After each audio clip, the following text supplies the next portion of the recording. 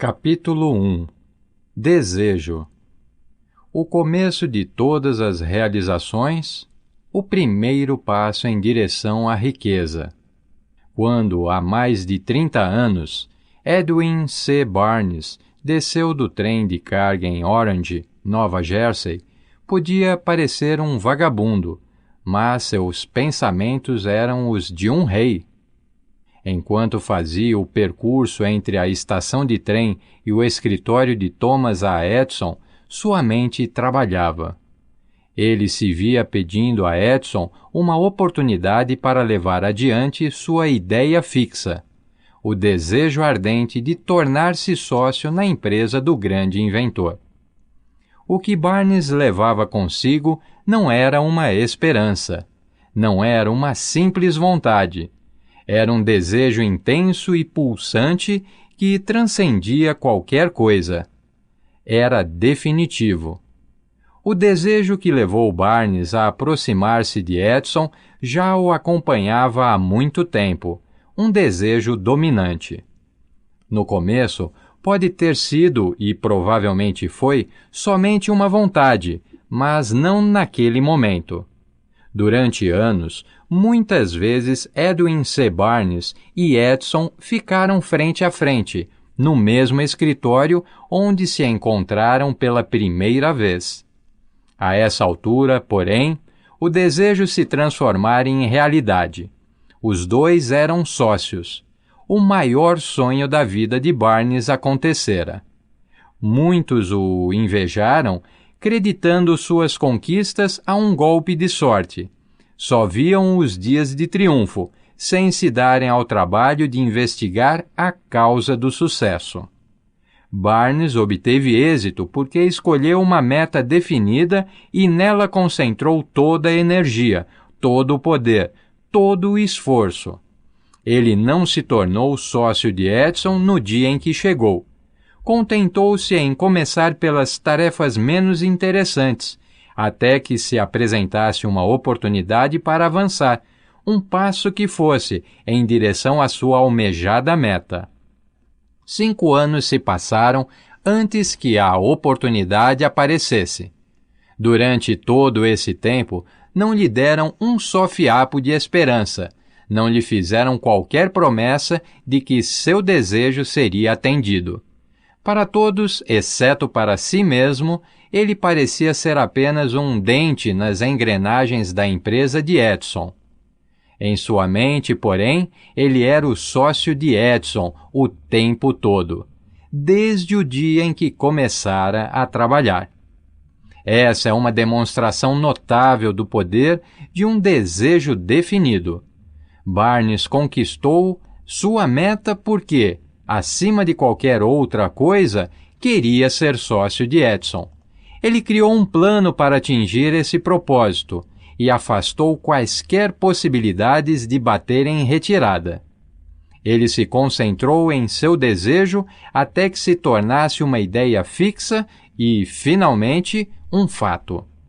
Quando foi para a Orange, ele não disse, abre aspas, vou tentar convencer Edison a me dar um trabalho qualquer, fecha aspas. Ele disse, abre aspas, vou ver Edison e mostrar que vim para ser seu sócio, fecha aspas.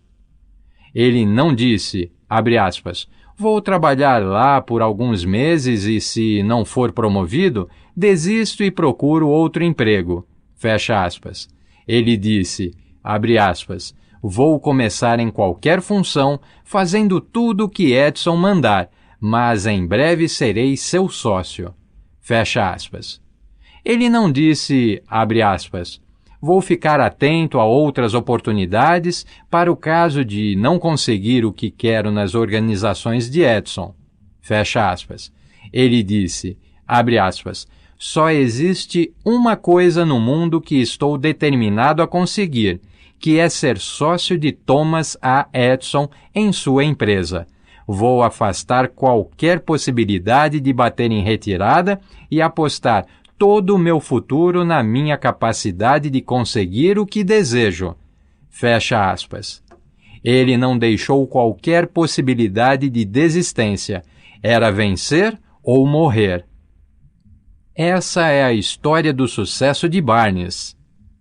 Há muito tempo, um grande guerreiro se viu diante de uma circunstância em que era necessário tomar uma decisão que garantisse a vitória no campo de batalha. Devia lançar seu exército contra um poderoso adversário, que contava com tropas muito mais numerosas. Embarcou seus homens em navios e velejou rumo ao país inimigo. Lá desembarcou soldados e equipamentos e deu a ordem de queimar os navios em que tinham viajado. Dirigindo-se aos seus homens, antes da primeira batalha, disse: "Vocês estão vendo os navios em chamas? Isso significa que só sairemos vivos daqui se vencermos. Agora não temos escolha, é vencer ou morrer." Eles venceram. Quem quiser ter sucesso em uma empreitada, precisa queimar os navios e cortar todas as possibilidades de bater em retirada. Somente assim conseguirá manter esse estado de espírito conhecido como desejo ardente de vencer, essencial ao sucesso. Na manhã seguinte ao grande incêndio de Chicago, um grupo de comerciantes reunido na State Street observava os restos enfumaçados do que antes havia sido lojas.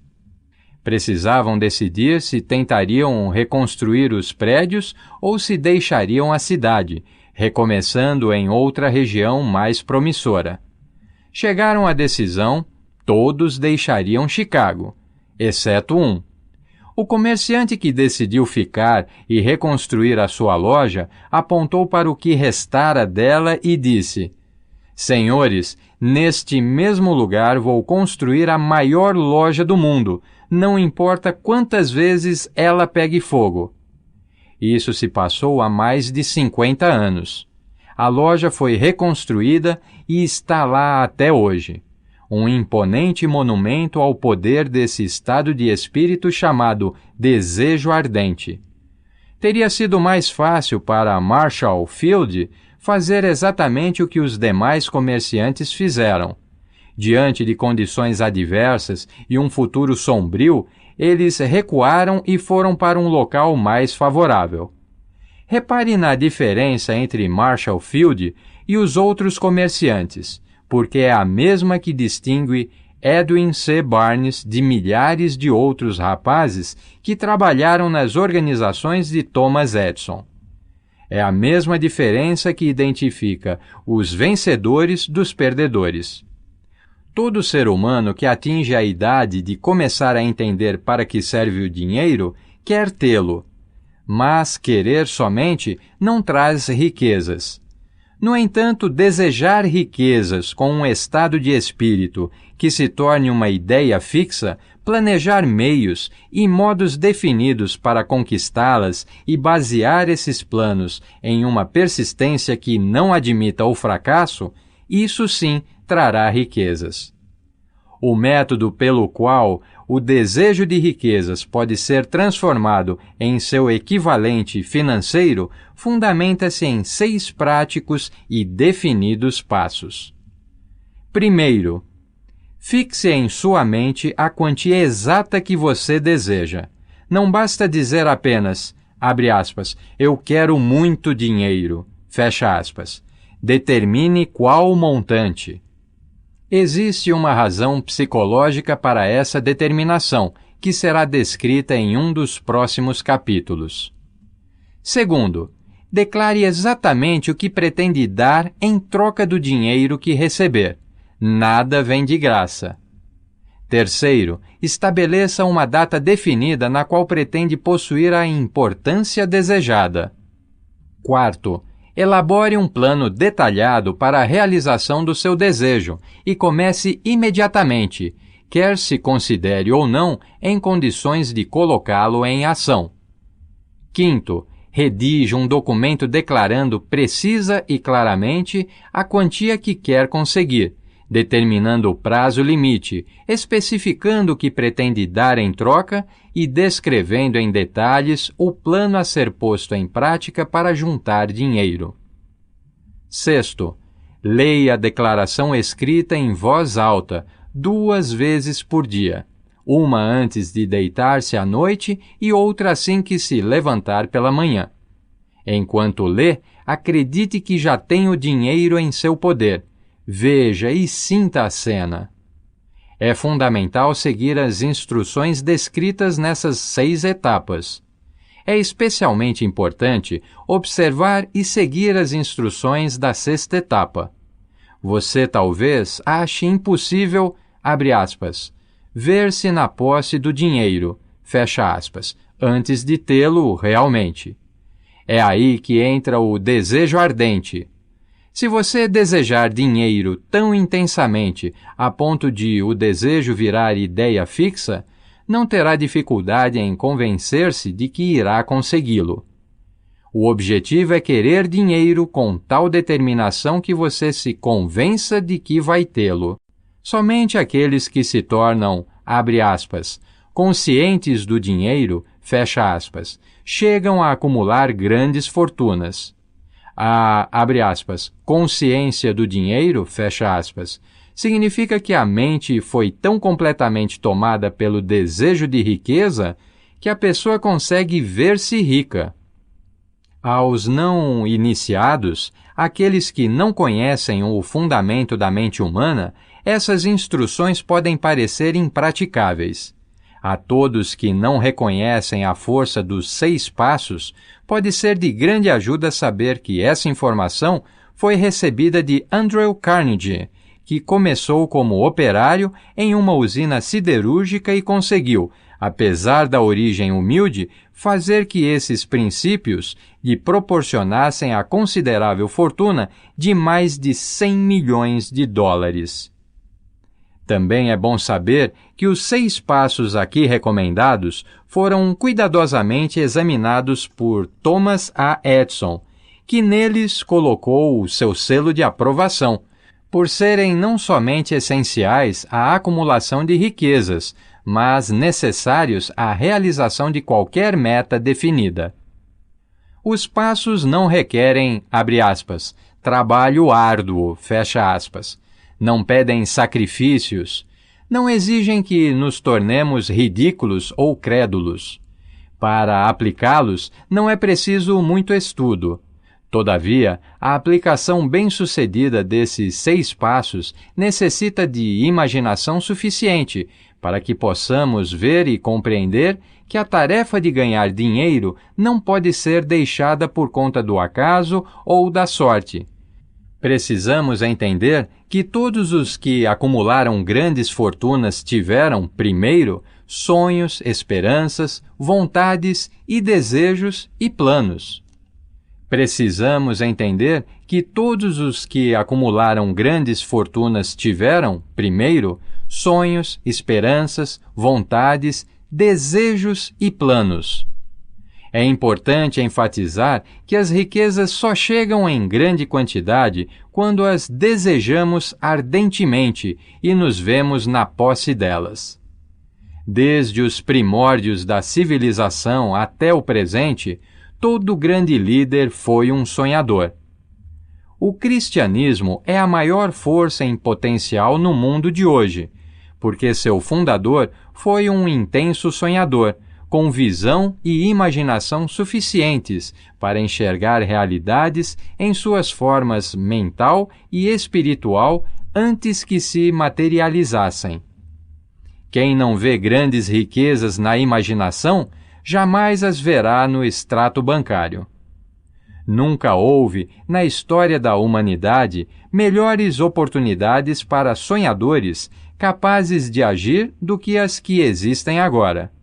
Os anos de colapso econômico nivelaram, substancialmente, todas as pessoas. Uma nova corrida está para começar. As apostas representam enormes fortunas que serão construídas nos próximos anos. As regras do jogo mudaram, porque agora vivemos em um mundo diferente, que favorece visivelmente as massas, aqueles que tiveram pouquíssima ou nenhuma oportunidade de crescer sob as condições existentes nos anos difíceis, quando o medo paralisou o crescimento e o desenvolvimento. Nós que estamos nessa corrida pela riqueza, precisamos saber que o mundo diferente no qual vivemos pede novas ideias, novas maneiras de atuar, novos líderes, novas invenções, novos métodos de ensino, novas estratégias de marketing, nova literatura, novos programas de rádio, novas soluções para o cinema. Por trás dessa demanda por coisas novas e melhores, há um elemento indispensável ao sucesso: a determinação de propósitos, a certeza do que se quer e um desejo ardente de realização. Crises econômicas marcam a morte de uma era e o nascimento de outra. Esse mundo transformado requer sonhadores atuantes, capazes de transformar sonhos em ação. Os sonhadores atuantes sempre foram e serão os criadores da civilização. Nós que desejamos acumular bens, não podemos esquecer que os verdadeiros líderes do mundo foram indivíduos que buscaram e puseram em prática o intangível, forças invisíveis de oportunidades futuras, convertendo essas forças ou impulsos do pensamento em arranha-céus, cidades, fábricas, aviões, automóveis e toda sorte de facilidades que tornam a vida mais confortável. Tolerância e receptividade são necessidades práticas para o sonhador de hoje. Aqueles que têm medo de novas ideias estão condenados ao fracasso antes mesmo de começar. Jamais houve um tempo mais favorável aos pioneiros do que o momento atual. É verdade que não há nenhum oeste selvagem e fora da lei a ser conquistado, como no tempo das diligências, mas existe um vasto mundo empresarial, financeiro e industrial a ser remodelado e redirecionado segundo novas e melhores orientações. Ao planejar adquirir a sua parte nas riquezas, não permita que desprezem o sonhador que existe em você. Para ganhar os grandes prêmios neste mundo diferente, você precisa captar o espírito dos grandes pioneiros do passado, cujos sonhos deram à civilização tudo o que ela tem de valor. O espírito que serve como seiva vital de cada país, a oportunidade para desenvolver e aproveitar nossos talentos. Não esqueçamos que Colombo sonhou com um mundo desconhecido, apostou sua vida na existência dele e o descobriu. Copérnico, o grande astrônomo, sonhou com uma multiplicidade de mundos e revelou-os. Ninguém o acusou de, entre parênteses, visionário, depois que provou estar certo. Ao contrário, o mundo o reverenciou em seu túmulo, o que prova mais uma vez que o, abre aspas, sucesso não precisa de desculpas e o fracasso não permite desculpas, fecha aspas. Se o que quer fazer é certo e você acredita nisso, vá em frente. Priorize o seu sonho e, caso sofra uma derrota temporária, não se importe com o que abre aspas, os outros, fecha aspas, disseram, porque, entre aspas, eles talvez não saibam que todo fracasso traz consigo a semente de um sucesso equivalente. Henry Ford, pobre e de pouca instrução, sonhou com uma carruagem sem cavalos. Foi trabalhar com as ferramentas que tinha, sem esperar que a oportunidade o favorecesse, e hoje as provas de seu sonho circulam por toda a terra.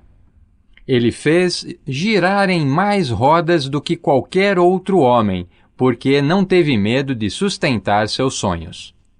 Thomas Edison sonhou com uma lâmpada que fosse operada eletricamente, pôs seu sonho em ação e, apesar de mais de 10.000 fracassos, manteve esse sonho até fazer dele uma realidade. Sonhadores atuantes não desistem. Helene sonhou com uma cadeia de tabacarias, transformou seu sonho em ação e hoje existem United Cigar Stores em todo o território dos Estados Unidos.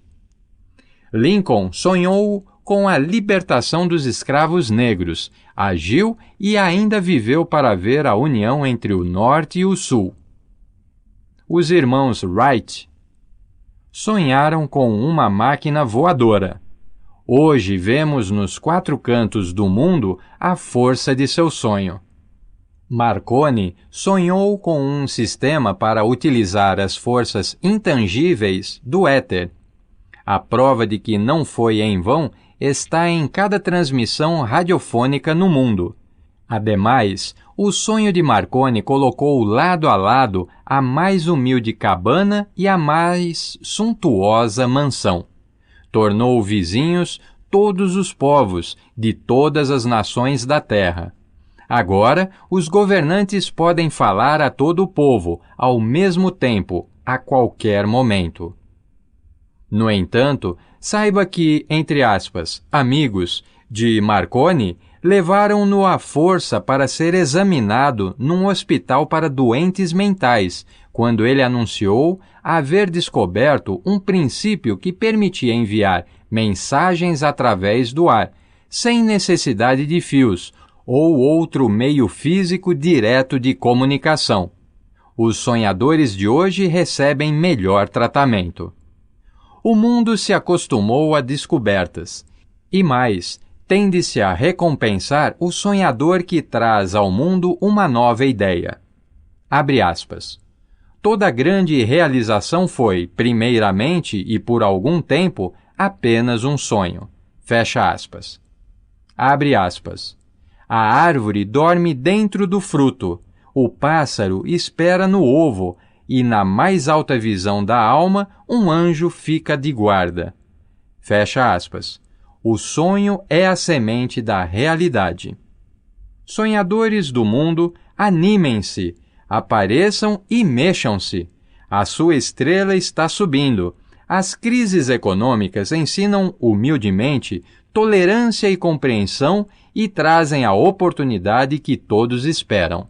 O mundo está cheio de oportunidades que os sonhadores do passado jamais conheceram. Um desejo ardente de ser e de fazer deve ser o ponto de onde partem os sonhadores. O sonho não nasce da indiferença, da preguiça, nem da falta de ambição. Os sonhadores deixaram de ser alvos de chacota ou desprezo. Se não acredita, vá ao Tennessee, nos Estados Unidos, e veja o que um presidente sonhador fez para controlar e aproveitar a força da água. Anos antes, tal sonho seria considerado loucura. Se você se decepcionou, sofreu uma derrota, sentiu o coração dentro do peito ser esmagado até sangrar, tenha coragem, pois essas experiências são recursos de valor incomparável. Elas fortalecem o espírito.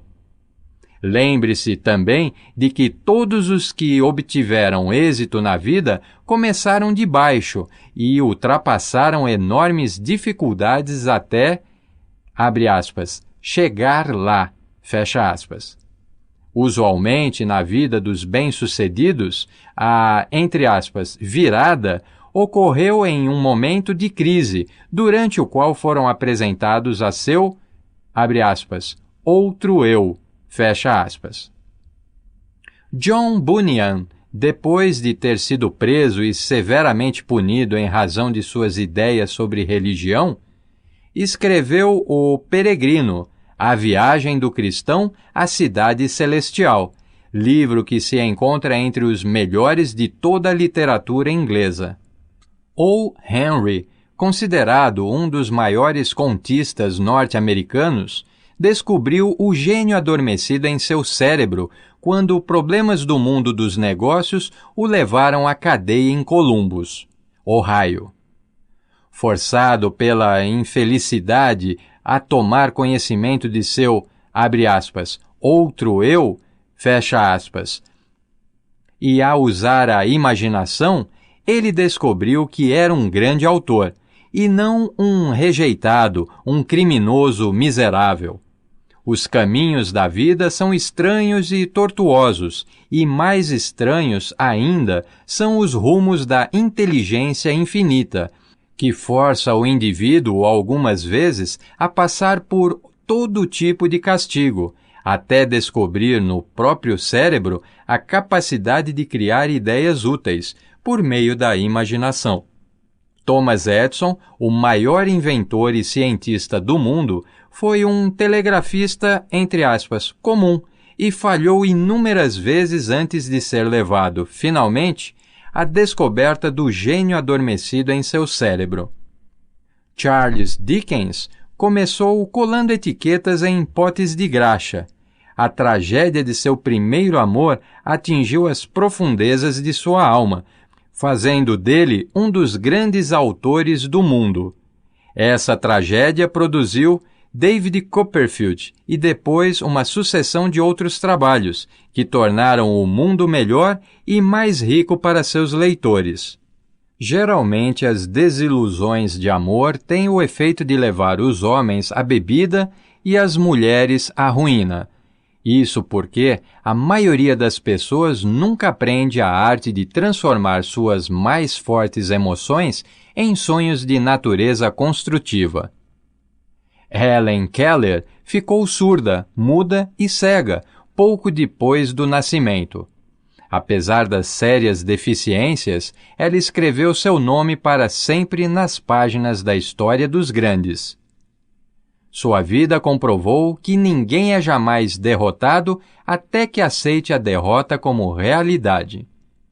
Robert Burns era um jovem camponês inculto, assolado pela pobreza, e podia ter sido apenas mais um beberrão. Mas fez o mundo ficar melhor, traduzindo lindos pensamentos em forma de poesia e, assim, arrancando espinhos e plantando rosas em seu lugar.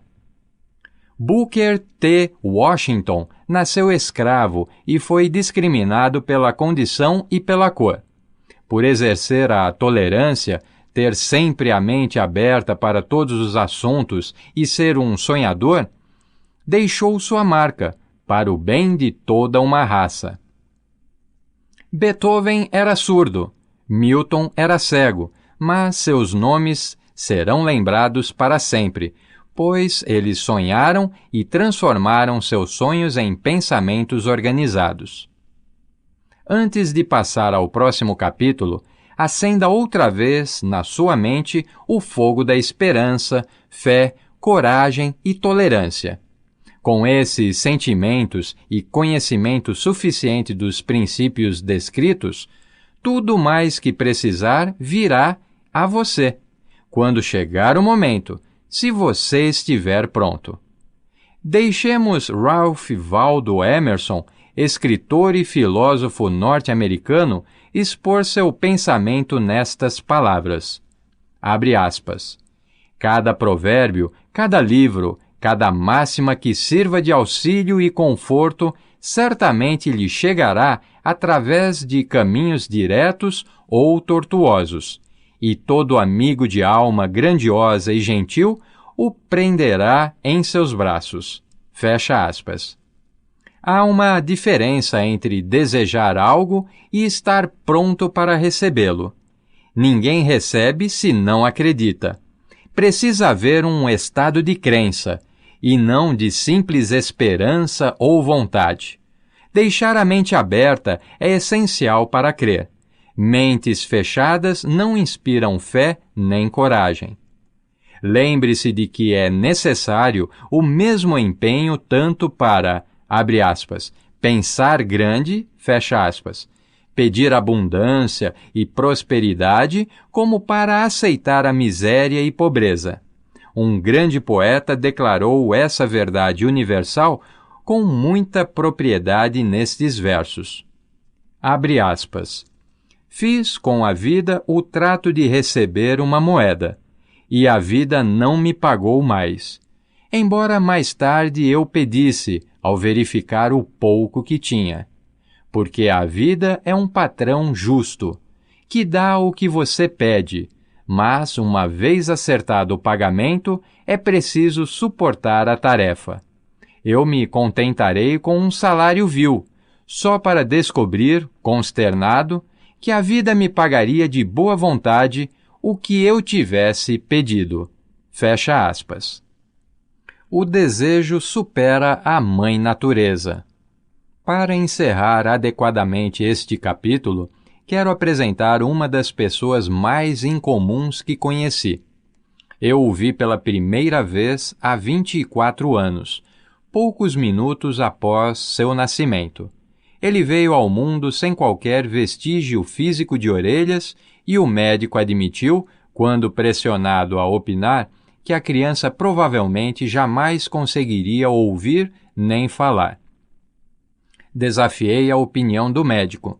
Tinha o direito de fazê-lo, pois era o pai do bebê. Naquele momento, tomei uma decisão que, no entanto, revelei apenas ao meu coração. Decidi que meu filho iria ouvir e falar. A natureza podia mandar-me uma criança sem orelhas, mas não podia obrigar-me a aceitar a realidade daquela situação. Em minha mente, sabia que meu filho iria ouvir e falar. Como? Tinha a certeza de haver um caminho que, de um jeito ou de outro, eu encontraria. Pensei nas palavras do imortal Emerson, abre aspas, o curso de todas as coisas nos ensina a fé. Só precisamos aprender. Existe um guia para cada um de nós e, ouvindo humildemente, reconheceremos a palavra certa. Fecha aspas. A palavra certa? Desejo. Mais do que qualquer outra coisa, eu desejava que meu filho não fosse um surdo-mudo. E nunca abri mão desse desejo, nem por um segundo. Muitos anos antes, eu havia escrito, abre aspas, as únicas limitações são aquelas que estabelecemos em nossa mente. Fecha aspas. Pela primeira vez, me perguntava se aquela seria uma afirmação verdadeira. Deitado na cama, diante de mim, estava um recém-nascido sem os recursos naturais necessários à audição. Ainda que pudesse ouvir e falar, algo lhe faltaria para sempre. Certamente não se tratava de uma limitação que ele tivesse imposto a si próprio. O que eu poderia fazer a respeito? De alguma forma encontraria um jeito de transplantar para a mente daquela criança o meu desejo ardente, de tal modo que o som chegaria a seu cérebro sem a ajuda de ouvidos.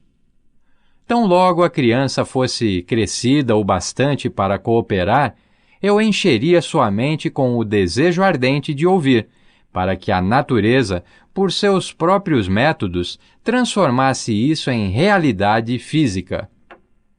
Guardei os pensamentos para mim, sem fazer comentários. Todos os dias renovava minha promessa: meu filho não seria surdo-mudo. À medida que o menino crescia e começava a notar as coisas ao seu redor, tivemos a impressão de que conseguia ouvir minimamente. Quando atingiu a idade em que as crianças usualmente começam a falar, ele não o fez, mas suas atitudes demonstravam que estávamos certos. Ele percebia alguns sons. Era tudo o que eu precisava saber. Estava convicto de que, se podia ouvir, embora pouco, meu filho conseguiria desenvolver a audição. Então, algo aconteceu que me encheu de esperanças, vindo de um lugar inteiramente inesperado. Compramos um toca-discos. Quando ouviu música pela primeira vez, o menino entrou em êxtase e logo se apropriou do aparelho. Em pouco tempo, havia desenvolvido uma preferência por algumas músicas, entre elas It's a Long Way to Tipperary. Certa vez, fez tocar o disco por quase 2 horas, em que ficou de pé diante do aparelho, com os dentes cravados na beira da caixa de som. Só alguns anos mais tarde compreendemos o significado desse hábito desenvolvido por ele, porque na época ainda não tínhamos ouvido falar do princípio da, abre aspas, condução óssea, fecha aspas, do som. Pouco tempo depois de meu filho ter se apropriado do toca-discos, descobri que ele me ouvia com razoável clareza quando eu falava com os meus lábios tocando seu osso mastoide ou na direção da base de seu cérebro. Essas descobertas me deram os meios necessários para que eu começasse a realizar o desejo ardente de ajudar meu filho a desenvolver a audição e a fala. Nessa época, ele arriscava falar certas palavras. A perspectiva estava longe de ser animadora, mas o desejo apoiado pela fé não conhece a palavra, entre parênteses, impossível. Certo de que ele podia ouvir com clareza o som da minha voz, comecei imediatamente a transferir para sua mente o desejo de ouvir e falar. Logo descobri que o menino gostava que eu lhe contasse histórias na hora de dormir. Assim, pus mãos à obra, criando histórias destinadas a desenvolver nele a autoconfiança, a imaginação e um intenso desejo de ouvir e ser normal. Havia especialmente uma história que eu enfatizava, dando-lhe novas e dramáticas cores a cada vez que a contava. Com isso, tentava plantar na mente da criança o pensamento de que sua deficiência não era uma desvantagem, mas um recurso de grande valor. Apesar de todas as filosofias que eu havia estudado indicarem claramente que cada adversidade traz consigo a semente de uma vantagem equivalente, preciso confessar que não fazia a menor ideia de como tal deficiência poderia tornar-se um fator positivo. No entanto, continuei minha prática de integrar essa filosofia às histórias da hora de dormir, esperando que um dia ele mesmo encontrasse um meio de tirar proveito de sua deficiência. A razão me dizia francamente que não havia compensação adequada para a falta de ouvidos e do aparelho natural de audição. Mas o desejo apoiado na fé superou a razão e inspirou-me a continuar. Analisando a experiência, posso ver agora que a fé depositada em mim pelo meu filho teve muito a ver com o impressionante resultado. Ele jamais questionou o que eu lhe dizia. Eu o convenci de que possuía uma nítida vantagem sobre os irmãos mais velhos, vantagem esta que se manifestaria de diversas maneiras. Os professores, por exemplo, observando que ele não tinha orelhas, lhe dariam especial atenção e o tratariam com extraordinária gentileza. E foi o que aconteceu. A mãe dele tratou disso, visitando os professores e solicitando mais cuidado com aquele aluno.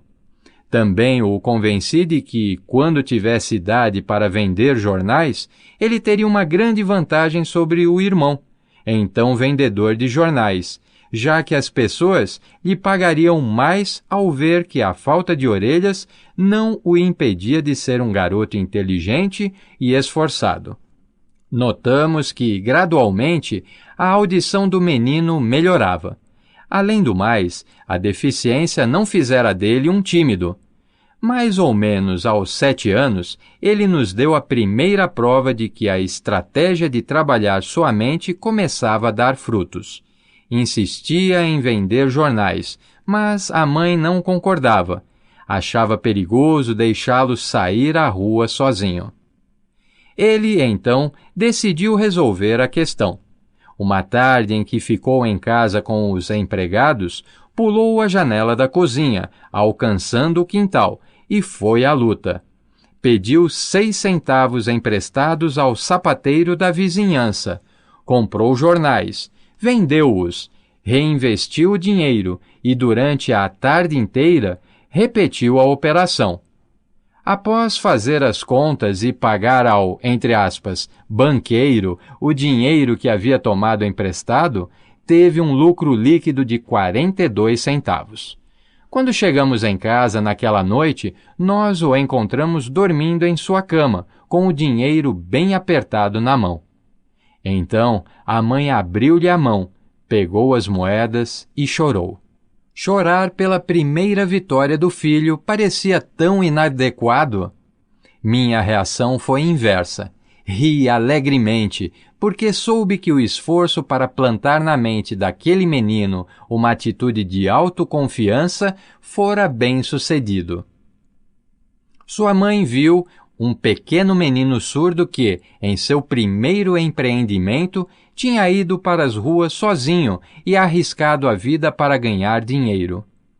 Eu vi um pequeno negociante corajoso, empreendedor, ambicioso e autoconfiante, cuja fé em si mesmo havia subido 100%, já que entrara no mundo dos negócios por conta própria e vencera.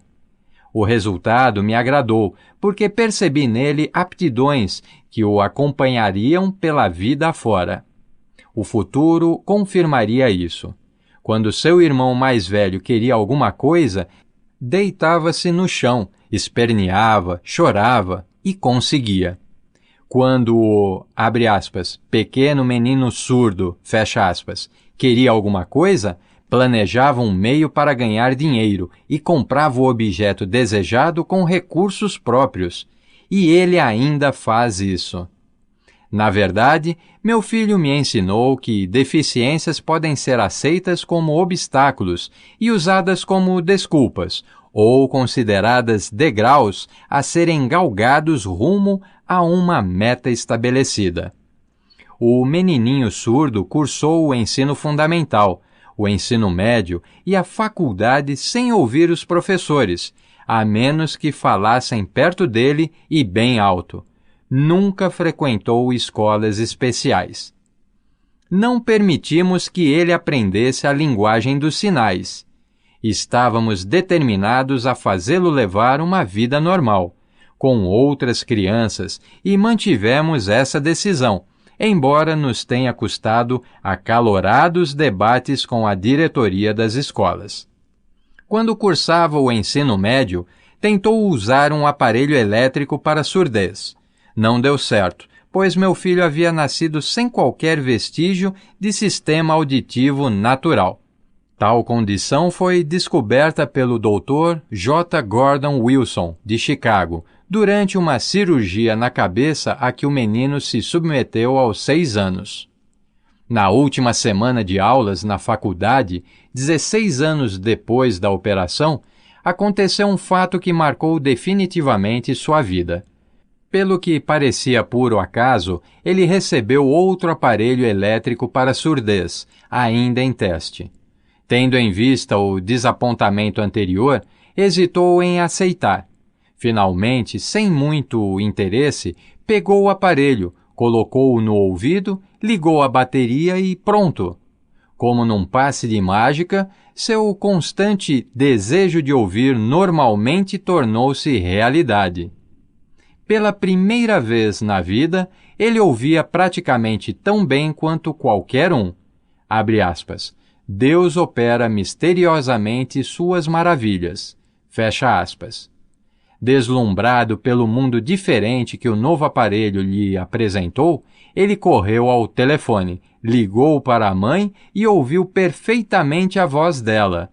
No dia seguinte, ouvia claramente as vozes dos professores, pela primeira vez na vida, sem que precisassem gritar ao chegar perto. Ouviu o rádio. Ouviu o cinema falado. Afinal, podia conversar livremente com outras pessoas sem que tivessem necessidade de falar alto. Tinha entrado em um mundo diferente. Com nosso desejo persistente, havíamos nos recusado a aceitar o engano da natureza e a induzimos a corrigir-se por intermédio dos meios práticos disponíveis. O desejo tinha começado a pagar dividendos, mas a vitória não estava completa. O rapaz ainda teria de encontrar um meio prático e definido para converter sua deficiência em uma vantagem equivalente. Talvez, sem entender plenamente o significado do que havia conseguido, mas entusiasmado com a descoberta do novo mundo dos sons, ele escreveu uma carta para o fabricante do aparelho, descrevendo em detalhe sua experiência. Alguma coisa na carta, algo que talvez não estivesse escrito nas linhas, mas entre elas, fez que a companhia o convidasse a ir a Nova York. Chegando lá, foi levado a conhecer a fábrica e, enquanto contava ao engenheiro-chefe sobre a mudança operada em seu mundo, uma intuição, uma ideia ou uma inspiração, chame como quiser, surgiu em sua mente. Foi esse impulso de pensamento que converteu sua deficiência em vantagem destinada a pagar dividendos em forma de dinheiro e felicidade a milhares de pessoas por muito tempo.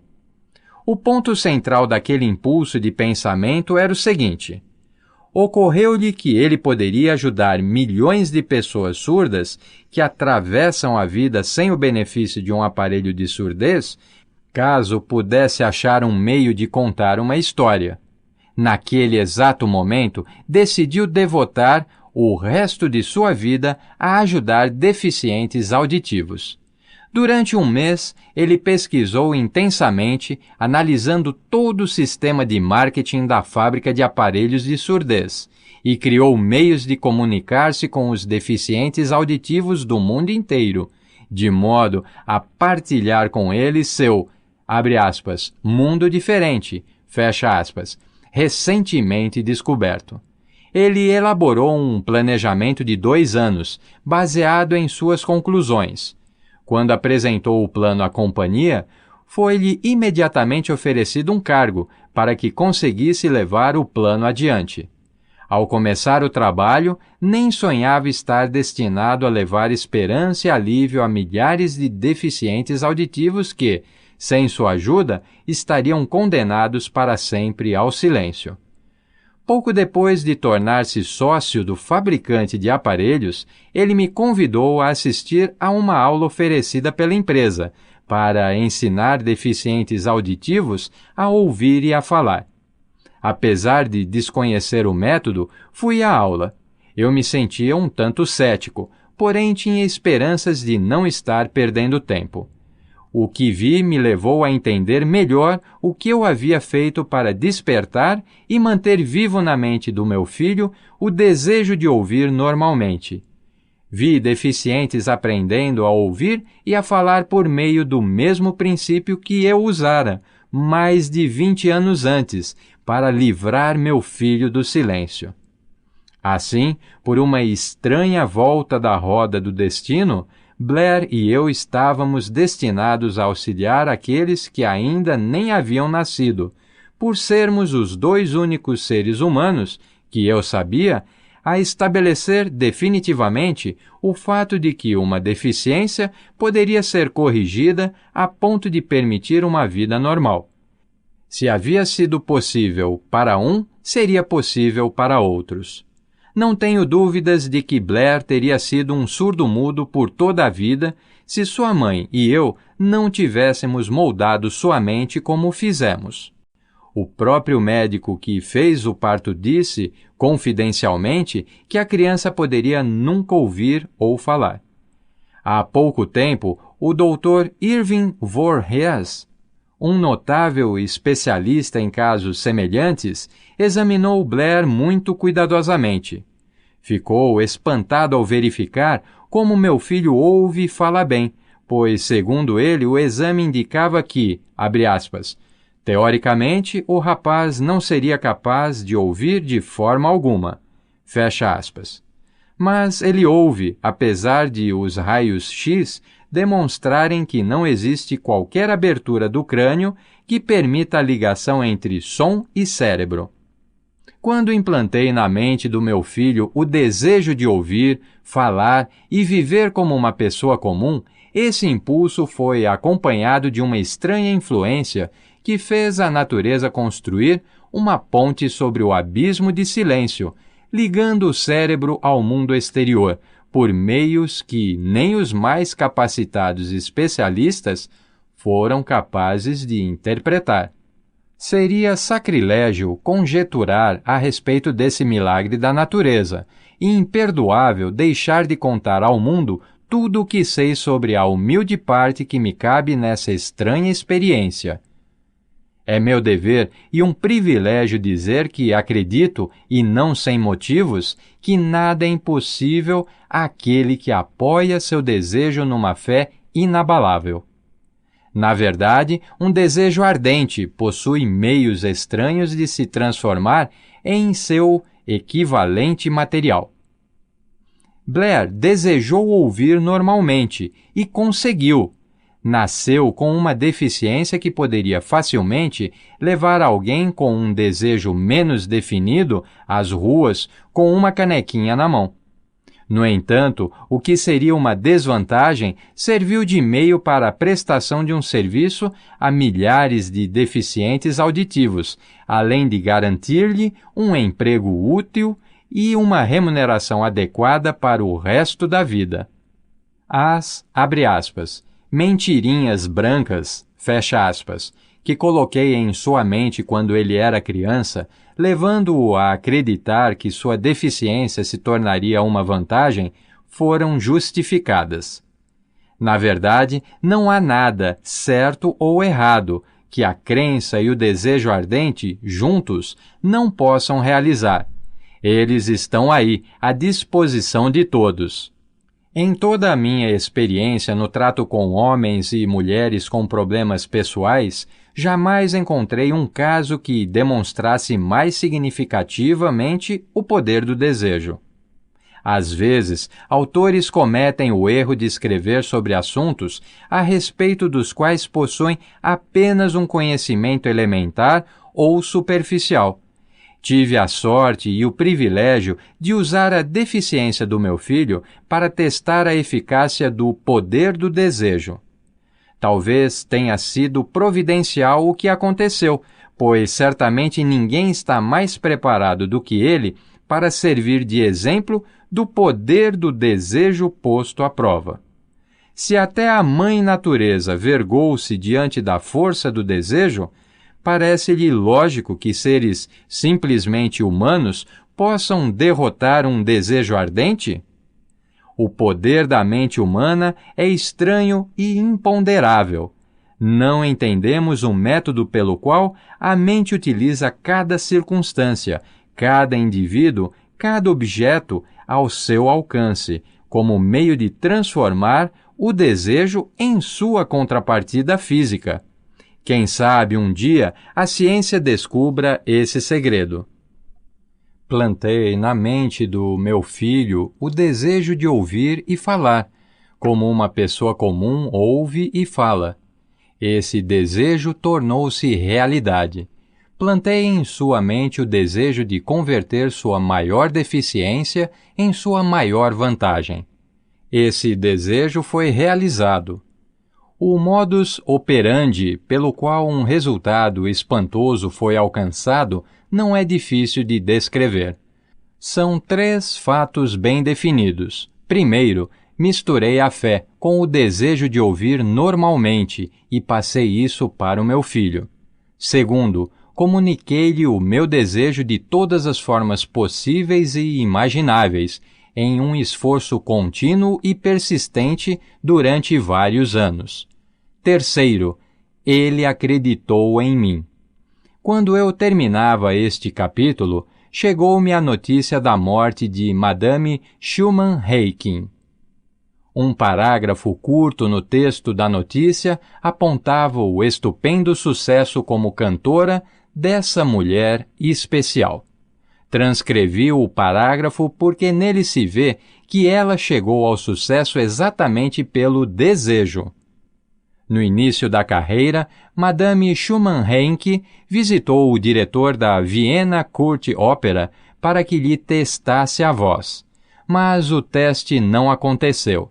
Depois de um rápido olhar na jovem sem graça e pobremente vestida, o diretor exclamou de modo nada gentil: "Com essa cara e sem nenhuma personalidade, como pode esperar ser bem-sucedida em ópera? Minha jovem, desista da ideia. Compre uma máquina de costura e vá trabalhar. Você nunca será uma cantora. Entre aspas, nunca é tempo demais. O diretor da Vienna Court Opera entendia muito da técnica do canto, mas sabia pouco sobre o poder do desejo quando ele se torna ideia fixa. Se soubesse mais sobre esse poder, não teria cometido o engano de condenar um gênio sem dar-lhe uma oportunidade. Há alguns anos, um dos meus sócios ficou doente. Como piorava a cada dia, foi encaminhado a um hospital para ser operado. Quando ia ser levado para a sala de cirurgia, olhei-o e pensei, abre aspas, como alguém tão magro e abatido como ele conseguirá enfrentar com sucesso uma operação tão séria? Fecha aspas. O cirurgião avisou que havia pouca chance, ou quase nenhuma, de vê-lo novamente com vida. Mas essa era a opinião do médico, não a do paciente. Antes de entrar na sala, ele murmurou baixinho. Não se preocupe, chefe, eu estarei fora daqui em poucos dias. A enfermeira olhou para mim com pena. Mas o paciente realmente saiu são e salvo. Depois que tudo acabou, o médico disse: ele foi salvo pelo desejo de viver. Nunca teria sobrevivido se tivesse aceitado a possibilidade da morte. Creio na força do desejo, apoiado pela fé, porque vi esse poder levar homens de origem muito humilde a posições de poder e riqueza. Eu o vi livrar vítimas das garras da morte. Eu o vi servir de meio para que indivíduos recomeçassem após terem sido derrotados das mais diversas formas. Eu o vi dar ao meu filho uma vida normal, feliz e bem-sucedida, apesar de a natureza o ter trazido ao mundo sem os ouvidos. Como pode alguém despertar e usar o poder do desejo? A resposta está neste capítulo e nos capítulos seguintes. Esta mensagem chegou ao mundo ao fim da mais longa e talvez mais devastadora crise econômica que os Estados Unidos já conheceram. Seria razoável supor que chamasse a atenção principalmente daqueles que perderam fortunas, de outros que ficaram sem emprego e de muitos que precisaram reorganizar seus planos e recomeçar. A todos esses, gostaria de transmitir a ideia de que toda realização, qualquer que seja sua natureza ou seu objetivo, precisa começar com um desejo ardente e intenso por algo definido. Por intermédio de algum estranho e poderoso princípio de, abre aspas, química mental, fecha aspas, nunca revelado, a natureza integra ao impulso de um forte desejo aquele, entre parênteses, algo mais, que não reconhece a palavra, entre parênteses, impossível, e não aceita o fracasso.